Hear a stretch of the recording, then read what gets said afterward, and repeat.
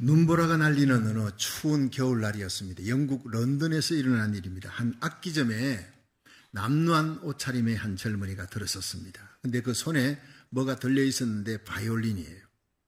그래서 그걸 팔려고 내놨습니다. 너무 춥고 배가 고프니까 이 가난한 청년이 그걸 들고 왔는데 악기점 주인은 그걸 보고 뭐 별로 대수롭지 않게 생각을 하고 1기니 당시 약 5달러입니다. 5달러만 주고 그 바이올린을 샀어요.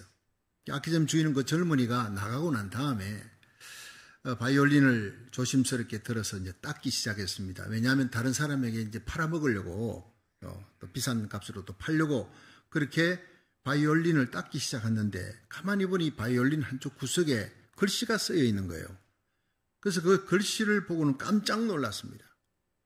글씨에는 안토니오 스트라우디바리 1704년에 제작된 그 유명한 스트라우디바리 전 세계에 몇 개 없는 겁니다. 그 바이올린이 300년 전에 제작된 물건으로 그동안 행방불명이 됐던 건데 누구 손에 있는지 모르는데 이게 지금 자기 손에 들어온 거예요. 값으로 따질 수 없는 어마어마하게 귀한 겁니다. 아무리 못 잡아도 당시 100만 불은 나가는, 그 100만 불의 값어치는 나가는 바이올린이에요. 2011년에 공식적으로 경매에 팔린 스트라우디바리 바이올린의 가격이 1,590만 달러였습니다. 그러니까 이 바이올린이 최소한도 100만 불은 나가는 것이라 생각이 드니까 악기점 주인이 급히 밖으로 뛰어나갔어요. 그 젊은이를 잡으려고 붙들려고 돈을 더 줘야지. 이걸 1기니 5불 줬으니까 기가 막힌 거 아닙니까? 이 비싼 거를. 달려나갔지만 젊은이는 행방을 찾을 수가 없어요. 너무 배가 고프고 추워서 단돈 5달러에 처리해버리고 도망치듯이 나가버린 겁니다. 만약 그 젊은이가 자기가 가진 이 바이올린이 이 어마어마한 가치가 최하 100만 불짜리라는 걸 알면 절대 팔지 않죠. 얼마나 기뻐했을까? 얼마나 소중히 여겼을까요? 그렇습니다. 여러분, 우리가 만난 예수님, 우리가 소유한 우리 심령에 모신 우리의 왕이신 예수님이 온 세상을, 온 우주를 다 주고도 바꿀 수 없는 너무나 귀한 분인 줄로 믿으시기 바랍니다. 우리는 그걸 잊어버릴 때가 너무 많다는 거예요. 예수님을 너무나 소홀하게 생각할 때가 너무나 많다는 거예요. 예수님이 그렇게 소중하고 귀한 분일 뿐 아니라 예수님을 구주로 모신 우리들도 귀한 사람인 줄로 믿으시길 바랍니다. 우리를 함부로, 나 자신을 여러분이 함부로 대하지 마세요. 여러분 자신을 여러분이 함부로 대하지 마시라고. 싸구려가 아닙니다. 너무나 고귀한 존재라는 사실을 믿으시고 여러분 주님 가셨던 그 영광의 길을 따라가는 저와 여러분이 되기를 주의 이름으로 축원합니다.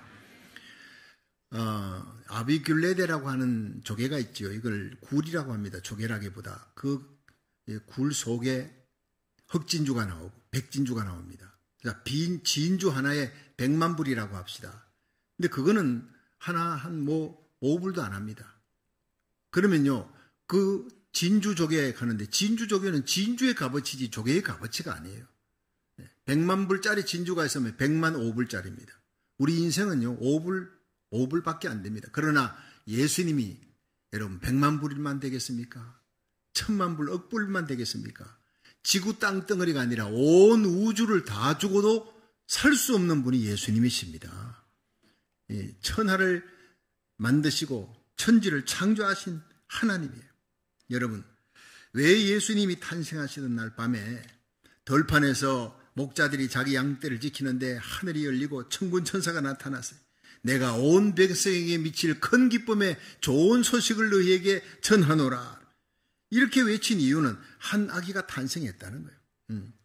이제 이 아기의 탄생으로 사탄과 마귀의 권세가 굴복당합니다. 마귀 세력이 결박당하고 사망의 그늘에 있던 자들이 생명의 빛으로 나오는 거예요. 죽음의 문제가 해결되는 겁니다.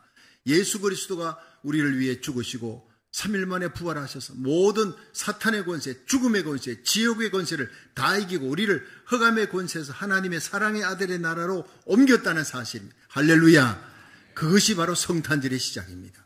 얼마나 기뻐해야 될 일입니까? 그래서 오늘 본문 이사야 7장 14절에 보면 보라 처녀가 잉태하여 아들을 낳을 것이다. 그 이름을 임마누엘이라 하리라. 예수님 탄생 700년 전에 이사야 선지자를 통해 예언한 것입니다. 임마누엘이라는 것은 하나님이 우리와 함께 하신다는 뜻이에요. 오늘 이 임마누엘의 놀라운 신비가 담긴 그 세 가지를 찾아보면서 함께 은혜 받고 임마누엘의 영광 그 기쁨이 충만한 예배가 되기를 주의 이름으로 축원합니다.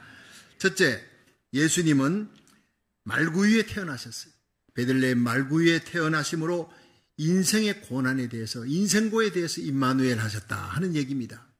우리 누가복음 2장 10절에서 12절을 한번 읽어봅니다. 시작. 천사가 이르되 무서워 말라. 보라, 내가 온 백성에게 미칠 큰 기쁨의 좋은 소식을 너희에게 전하노라. 오늘날 다윗의 동네에 너희를 위하여 구주가 나셨으니 곧 그리스도 주시니라. 너희가 가서 강보에 쌓여 구유에 누인 아기를 보리니 이것이 너희에게 표적이니라 하더니 아멘. 자, 여러분, 천사가 예수님의 탄생, 인류의 구세주의 탄생 소식을 전하면서 사인을 주겠다, 표적을 주는데 말구유에 누인 아기를 너희들이 볼 것이라는 거예요. 예. 여러분, 보통 아기는 어디서 납니까? 아무리 가난해도 아기는요, 방에서 나요. 예. 아무리 가난하고 못 살아도 아기를 마구간의 말구에 말밥통에 그렇게 아기를 누이는 사람은 세상에 없어요. 그런데 하나님이 인간의 몸을 입고 오셨다. 만왕의 왕이신다. 근데 그분은 말구유에 말밥통에 태어나신다. 이것이 사인이라는 거예요. 여러분, 이 예수님이 전능하신 하나님인데, 하나님이 인간의 몸을 입고 오시는데 평강의 왕이신데 왜 냄새나는 마구간을 택하도록 하나님이 허락하셨을까? 여러분, 자동차를 타면 그 자동차의 제일 중요한 부분이 뭡니까? 엔진도 중요하지요. 그렇지만 자동차 바퀴가 제일 중요합니다. 무거운 짐을 실으려면요, 바퀴가 튼튼해야 됩니다. 그런데 그 무거운 짐을 실은 그 자동차에 바퀴가 제일 밑에 달려있는 거예요. 제일 밑에 붙어 있습니다. 하나님이 왜 인간의 무거운 짐을 지시려고 어디를 택하셨느냐? 바퀴를 택하신 거예요. 제일 낮은 부분, 제일 천한, 제일 냄새나는 이 말밥통을 택하신 거예요. 그래서 빌립보 2장 6절에 보면 그는 근본 하나님의 본체시라 그랬어요. 그러나 하나님과 동등됨을 취할 것으로 여기지 아니하시고 오히려 자기를 비어 종의 형체를 가져 사람들과 같이 되었고 사람의 모양으로 나타나셨음에 자기를 낮추시고 죽기까지 복종하셨으니 그 십자가에 죽으심이라. 예, 완전히 밑에 낮아진 거예요. 낮추어진 거예요. 예, 자동차의 제일 밑바닥이 뭡니까? 바닥하고 붙어있는 것은 바퀴입니다. 하나님이 만물의 찌꺼기가 돼요. 가장 낮은 부분으로 오셨다. 그래서 임마누엘은 하나님이 인간이 되시면 모든 인생고에 대한 임마누엘 하시려고 이 땅에 오셨다는 거예요. 예수님은 지구라고 하는 여간방에 잠시 머물고 있는 나그네 인생들을 찾아오셨어요. 일생을 죄에 매여 죽음의 종로로 타고 있는 그 인간들, 죄짐, 질병의 짐, 인생고의 짐에 허덕이는 거예요. 내려놓을 수도 없어.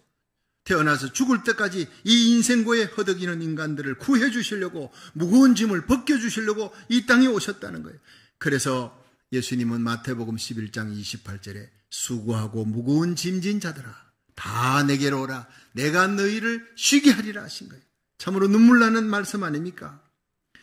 제가 대구에서 목회할 때 대구 불교 신도회 회장이 있었습니다. 여러분, 이 대구라는 곳이 불교가 아주 심한 곳입니다. 왕성한 곳이고, 그 팔공산 그쪽에는 큰 절도 있고 불상도 크게 세워놓고, 그것도 이제 모자라가지고 대구 시내 한복판에다 그냥 불상을 크게 세워놓고 막 그런 도시였어요. 근데 거기에 불교 신도회 회장, 대구 불교 신도회 회장은 대단합니다. 근데 이 사람이 예수를 믿고 집사가 됐어요. 어떻게 그렇게 개종을 했느냐 물으니까 자기 친구가, 친한 친구가 있는데 그 친구가 개신교에 다닌대. 맨날 만나면은 막 그냥 그 종교 문제로 이렇게 다투고 하는데, 그래서 그 친구가 자기 보고 한 번만 교회에 나와달라, 한 번만. 그래서 너가 그러면 절에 한번 나와라. 내가 한번 교회 갈게. 이렇게 왔다 갔다 하기로 하고, 그리고 교회를 먼저 나온 거예요. 이 불교 신도회 회장이 교회를 나왔는데 교회당 문을 열고 들어갔습니다. 처음으로 교회 발을 디뎠는데 그걸 뒤에서 보니까요, 강단 앞이 양쪽에 성경 규절을 적어놨는데 그 성경 규절이 오른쪽 편에 수고하고 무거운 짐진 자들아 다 내게로 오라, 내가 너희를 쉬게 하리라, 이 규절이 적혔는데 그 규절을 보는 순간 완전히 번개를 맞아, 벼락을 맞은 것처럼 충격을 받았대. 이유 없이 눈물이 흘러내리더래요. 내가 무거운 짐을 지고 허덕이고 있는데 수고하고 무거운 짐진 자들아 내게로 오라. 예수님 말씀하셨구나. 그날 하염없이 눈물 흘리고 예배 시간 내내 울었대요. 그리고 예수님을 구주로 영접했다고 했습니다. 너무나 귀한 말씀. 수고하고 무거운 짐진 자들아 다 내게로 오라. 내가 너희를 쉬게 하리라. 인생의 죄짐, 질병의 짐, 인생고의 짐을 져줄 수 있는 분은 예수님밖에 없는 줄로 믿으시기 바랍니다. 부처님, 공자님 적은히 여기죠. 불쌍히 여기지만 대신 져줄 수 없어요. 우리의 죄짐을 질 수 있는 분은 유일하게 예수님밖에 없다는 사실이에요. 여러분, 참된 위로가 뭡니까? 큰 기쁨의 좋은 소식이 뭡니까? 그 예수님이, 내 짐을 져주시는 예수님이 내 곁에 계시고 영원히 떠나지 아니하신다는 사실입니다. 날마다 인생고에 허덕이는 우리에게 이 무거운 짐을 벗겨주시려고 우리 예수님이 인간의 몸을 입고 이 땅에 오신 날이 성탄절인 줄로 믿으시기 바랍니다. 일생을 예수님은 목수의 아들로 30세까지 목수 일을 하며 어머니와 형제들을 돌봤어요. 31세부터 33세까지 드디어 공생애를 시작하고 마지막에 십자가 지신 거예요. 인간이 당할 수 있는 모든 가난, 모든 눈물, 고통과 생활고의 짐을 다 져주신 분이에요. 그래, 인간의 괴로움과 고통 당할 때마다, 그들을 대할 때마다 주님의 눈에는 눈물이 고였어요. 함께 체휼하는 아픔을 주님이 느꼈다는 거예요. 마가복음 1장에 보면 한 문둥병자가 예수님 앞에 나와서 엎드리며 절하여 선생이여 나를 불쌍히 여겨달라. 예수님께서 그를 불쌍히 여기셨어요. 이 불쌍히 여긴다는 이 단어가 헬라어로 스프랑크니스데이스, 함께 아파한다. 신파스코라는 헬라어입니다. 함께 체휼하며 함께 느끼고 함께 아파한다. 애간장이 끊어지는 아픔을 함께 느낀다는 거예요. 내 자식이 아플 때 그 어린 아이를 아픈데 내가 옆에서 편히 잘 수가 없어요. 그 어머니는, 아버지는 함께 아파하는 거예요. 함께 고통하는, 밤새 함께 고통하는 겁니다. 예수님의 체휼이 바로 그겁니다. 문둥병자 얼마나 외로웠을까? 가족에게 사회에 버림받고 얼마나 외로웠을까? 얼마나 아팠을까? 주님이 가까이 다가가셔서 헤프사토 어루만졌대요.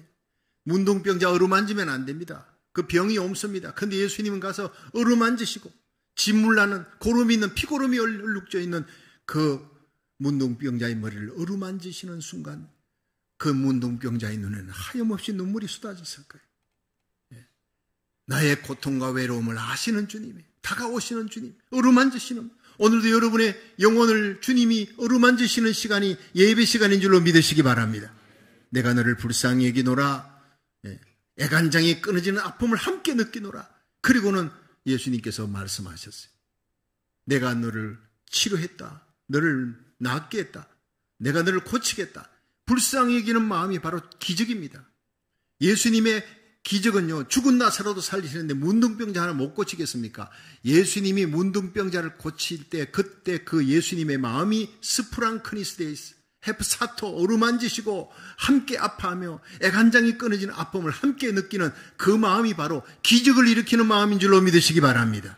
여러분이 어떤 고통이 있습니까? 어떤 아픔과 그런 어떤 외로움이 있습니까? 주님이 함께 느끼고 있다는 거예요. 이 예수님을 우리가 만나면 내가 안고 있는 모든 인생고의 짐이 다 해결되는 거예요. 날마다 우리 짐을 져주시는 그 위로의 주님을 찬양하시기를 주의 이름으로 축원합니다.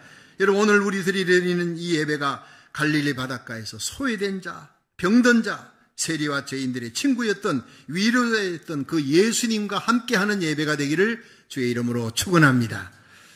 두 번째로 예수님은 십자가에 죽으셨어요. 그래서 죄인들에게 임마누엘 하시려고 이 땅에 오셨고 십자가에 죽으셨습니다. 우리 함께 마태복음 16장 21절을 한번 읽어봅니다. 시작. 이때로부터 예수 그리스도께서 자기가 예루살렘에 올라가 장로들과 대제사장들과 서기관들에게 많은 고난을 받고 죽임을 당하고 제3일에 살아나야 할 것을 제자들에게 비로소 가르치시니 아멘. 자, 첫 번 성탄절에 말구유에 오신 예수님의 생애는 십자가에서 완성이 되는 거예요. 예수님이 십자가에 죽으시기 위해 이 땅에 오셨습니다. 그러니까 예수님은요, 길거리에서 태어나서, 마구간에서 태어나신 예수님의 끝이 갈보리의 십자가에서, 길거리에서 태어나서 길거리에서 죽으셨다. 그렇게 얘기하셨습니다. 십자가로 가는 예수님은 요한복음 18장 37절에 내가 이를 위해 났으며 이를 위해 세상에 왔노라. 인자가 온 것은 많은 사람의 대속물로 주기 위해 왔다. 이렇게 말씀하셨어요. 이게 임마누엘의 두 번째 이유예요. 요한복음 10장 15절에 아버지께서 나를 아시고 내가 아버지를 아는 같이 나는 양을 위해 목숨을 버리노라. 이 양자에 여러분 이름을 넣어보십시오. 나는 박성규를 위해 목숨을 버리노라. 눈물과 감격이 있습니다. 그렇습니다. 이 대속의 죽음을 위해 나 대신 죽으시려고 죄인된 나를 위해 그 죄를 감당하시려고 임마누엘 하셨다는 거예요. 주님의 성탄은 십자가 없이는 생각할 수가 없는 거예요. 태어나신 예수님의 저 끝이 바로 뭐냐? 십자가입니다. 비참한 발가벗겨 오시고 채찍 맞고 못 박히는 십자가입니다. 우리는 태어날 때 살려고 태어나는 거예요.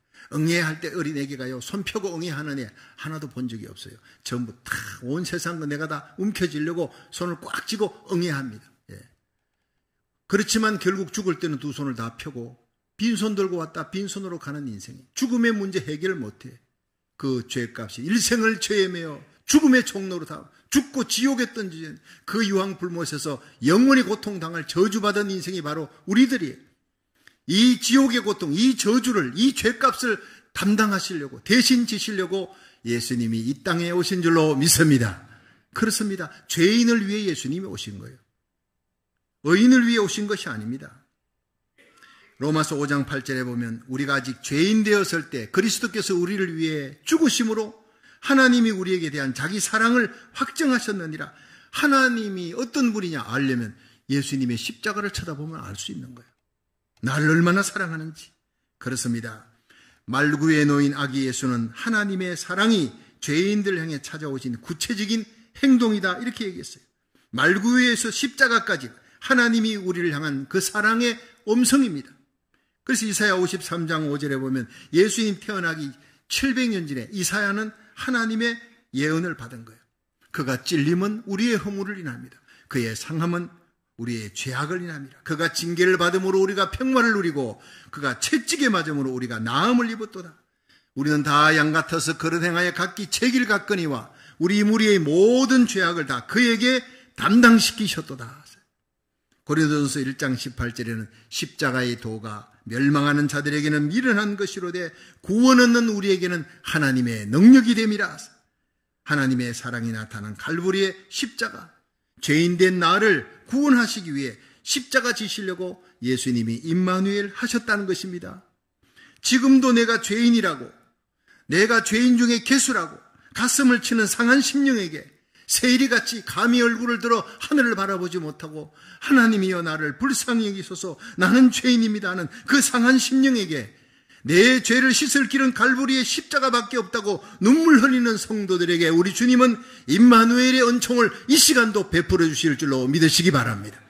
교만한 자를 물리치는 거예요. 나의 의로 내가 하나님 앞에 서겠다는 자를 다 물리치시고 세리처럼 무릎 꿇고 감히 얼굴을 들어 하늘을 바라보지 못하고 가슴을 치며 나는 죄인이라고, 나는 하나님이 불쌍히 여기야 나는 구원받을 수 있다고 하는 그런 사람들에게 가까이 하시려고, 세월 지나갈수록 의지할 것은 하나님의 은총, 하나님이 불쌍히 여김, 십자가의 사랑밖에 없는 줄로 믿으시기 바랍니다.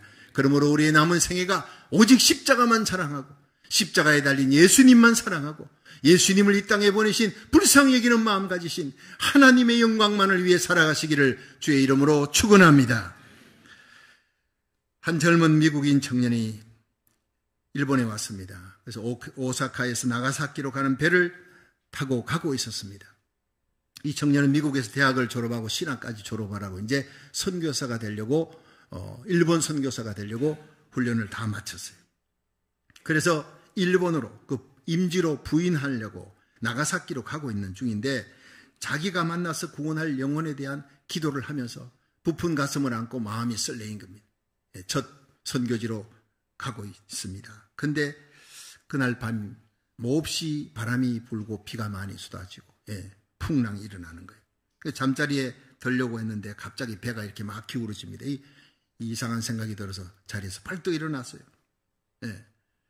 그래서 자기 구명대를 이제 1등 선실에 있기 때문에 구명대를 입었습니다. 밖에 이렇게 나가서 가판 위에 올라가 보니까 거기에 배가 이미 기울어지고 침몰되고 있는 거예요. 너무나 놀랐어요. 저쪽에 벌써 할머니가 놀래가지고 비명을 지르고 뛰어나왔다가 이 바닷물에 거기서 허우적거리고 있는 모습을 보았어요. 이 할머니는 구명대가 없습니다. 1등 선실에 있는 사람들에게만 구명대가 주어졌기 때문에 그래 이 청년은 자기가 입고 있던 구명대를 얼른 벗어서 할머니에게 입혀주었습니다. 그럼 자기는 살 수가 없죠. 그 풍랑 속에서. 그래서 임지에서 처음이자 마지막인 설교를 그 할머니를 놓고 이렇게 얘기하기 시작합니다. 할머니, 나는 이제 죽을 거예요. 할머니에게 구명대를 줬으니까. 할머니는 나 때문에 살게 될 것입니다. 나중에 구출되면 다른 사람에게 이 말을 꼭 전하세요. 내가 할머니 대신 죽고 내 생명을 할머니에게 드린 것처럼 하나님이 인간의 몸을 입고 이 땅에 오셔서 모든 사람을 위해 십자가에 달려 죽으셨습니다. 대신 죽으셨습니다. 그의 이름이 바로 예수님입니다. 예수님을 구주로 믿으면 영원히 살게 될 것입니다. 이 말을 마친 후에 청년은 바닷속으로 사라졌습니다. 그 후에 할머니는 극적으로 구조가 되었어요. 그 뒤로 할머니는 일본 방방곡곡을 다니면서 사람들을 만나면 이야기한다고 합니다. 나는 예수가 누구인지 몰라요. 그러나 나 대신 죽은 그 청년의 이야기가, 그 예수가 내 대신 죽은 청년처럼 그렇게 죽었다고 해요. 십자가에 달려 죽었다고 해요. 이 예수님을 구주로 믿으면 구원을 받는다고 합니다. 그 얘기를 할 때마다 할머니는 눈물을 흘리는 거예요. 우는 거예요. 그 할머니 죽는 날까지 전국을 다니며, 일본 전국을 다니며 예수님의 사랑, 십자가의 사랑을 전했다고 합니다. 성도 여러분, 십자가에 죽으시려고 우리 모든 죄를 대속하시려고 임마누엘이 하신 그 예수님을 이 시간 가슴 속에 영접하고 왕으로 영접하고, 이미 예수님이 영접했다 하더라도 왕으로 다시 영접하시고, 여러분 예수님을 나의 주 나의 하나님 나의 왕으로 모시고 일어나는 귀한 예배가 되기를 주의 이름으로 축원합니다. 너무나 많은 순간 왕으로 모셨던 예수님을 우리는 끌어내리고요, 내가 다시 왕이 될 때가 얼마나 많았는지 이 성탄에 다시 예수님을 나의 왕으로 나의 구주로 모시고 나는 내려앉아 그 예수님을 섬길 수 있는 복된 시간 되기를 주의 이름으로 축원합니다. 마지막 세 번째, 예수님은 부활하셨어요. 부활하심으로 영원한 임마누엘이 되신 줄로 믿으시기 바랍니다. 요한복음 11장 25절 한번 읽어봅니다. 시작. 예수께서 가라사대 나는 부활이요 생명이니 나를 믿는 자는 죽어도 살겠고. 아멘. 자, 예수님을 믿는 자는 죽어도 삽니다. 그리고 살아서 예수님을 믿는 자는 영원히 죽지 않습니다. 믿으시면 크게 아멘 하십시오. 바로 부활의 예수님이, 나의 죄 때문에 죽으셨지만 3일 만에 죽음에서 살아나셨습니다. 만약 예수님이 부활하지 않았다면 예수님은 자기 죄 때문에 죽은 거지 내 때문에 죽은 것이 아닙니다. 그러나 예수님은 성결의 영으로 죽은 자 가운데 살아나셔서 하나님의 아들로 인정함을 받았다 그랬습니다. 죄 없는 하나님의 아들이니까 죽을 수가 없는 거예요. 왜 죽으셨느냐? 나의 죄 때문에 죽으신 겁니다. 예수 그리스도는 어제나 오늘이나 영원토록 그 사랑이 변치 않는 분입니다. 이 예수 그리스도를 내 심령에 모시면 우리는 영원한 임마누엘이, 왜냐? 예수님의 부활이 곧 나의 부활이 될 수 있기 때문에. 그래서 로마 원형 경기장에 예수 믿는다는 제목으로 끌려가서 사자들의 밥이 되면서도 그들은 찬송하며 가는 것입니다. 사자들이 달려오면 빨리 예수님께 갈 수 있으니까, 그 영광스러운 예수님의 부활에 참여할 수 있으니까. 고린도전서 15장 20절에 보면요, 그러나 이제 그리스도께서 죽은 자 가운데 다시 살아 잠자는 자들의 첫 열매가 됐다 그랬어요. 예수님의 부활이 장차 우리의 부활이 될 줄로 믿으시길 바랍니다. 예수님의 재림 때에 우리는 영원한 임마누엘이 성취가 되는 거예요. 저는 장례식에 갈 때 그린힐이나 로즈힐에 장례식의 마지막 하간 예배 드릴 때 고린도전서 15장 20절, 예수님이 우리 죽은 자 가운데 살아 잠자는 자들의 첫 열매가 되었다. 예수의 부활이 장차 우리의 부활의 첫 열매가 됩니다. 주님 오시면 우리 이름 불리면 우리는 스피리추얼 바디, 영광스러운 몸으로 다시 일어날 것입니다. 외칩니다. 그러면서 데살로니가전서 4장 16절을 외치는 거예요. 주님이 오십니다. 주께서 호령을 하는데 아무개야 일어나라. 예수님을 구주로 믿고 거듭난 성도들의 이름만 부를 것입니다. 그때 저와 여러분의 이름이 불리기를 주의 이름으로 축원합니다. 주의 호령과 천상의 소리, 하나님의 나팔로 예수님이 공중에 강림하실 것입니다. 그리스도 안에 잠자는 자들이 일어납니다. 그때 여기 하간 예배드리는 사랑하는 권사님, 집사님 일어날 것입니다. 이것이 그리스도인의 끝이 아닙니다. 파이널 데스티네이션이 아닙니다. 예수님이 오시면 그때 영광 가운데 살아날 것입니다. 우리는 구름 속으로 끌어올립니다. 그리스도 안에 잠자는 자들이 일어나고 우리들이 혼련히 변화되어 구름 속으로 끌어올려 공중에서 주님을 만나리라. 그리하여 영원히 주와 함께 있으리라. 이것이 영원한 임마누엘인 줄로 믿으시기 바랍니다. 이렇게 영원히 임마누엘 하기 위하여 예수님 부활하셨고 우리를 부활을 시킬 것입니다. 그래서 예수님은 우리 부활의 첫 열매가 되는 줄로 믿습니다. 힘있게 외치는 거예요. 여러분, 그 하간 예배 장소가 부흥의 장소가 됩니다. 가장 슬픔의 장소, 사랑하는 이를 마지막으로 묻는 그 시간이 하늘의 소망을 외치는 축복의 장소가 되는 거예요. 기독교밖에 없습니다. 다른 종교는 그렇게 외칠 수가 없는 거예요. 이것이 바로 참된 위로라는 겁니다. 그렇습니다. 예수님은 재림하십니다. 만왕의 왕으로 다시 오십니다. 그리스도 안에서 죽은 자들이, 잠자는 자들이 다 부활하는 영광이 일어날 것입니다. 승리의 왕으로, 평강의 왕으로 오십니다. 이것이 바로 우리의 진정한 위로예요. 예수 믿는 사람은 장례식에 가서 믿지 않는 사람들이 상주들에게, 유족들에게 할 말이 없습니다 그러잖아요. I am sorry 그러고. 근데 저는 할 말이 없습니다. 절대 그렇게 얘기하지 않습니다. 왜 할 말이 없어요?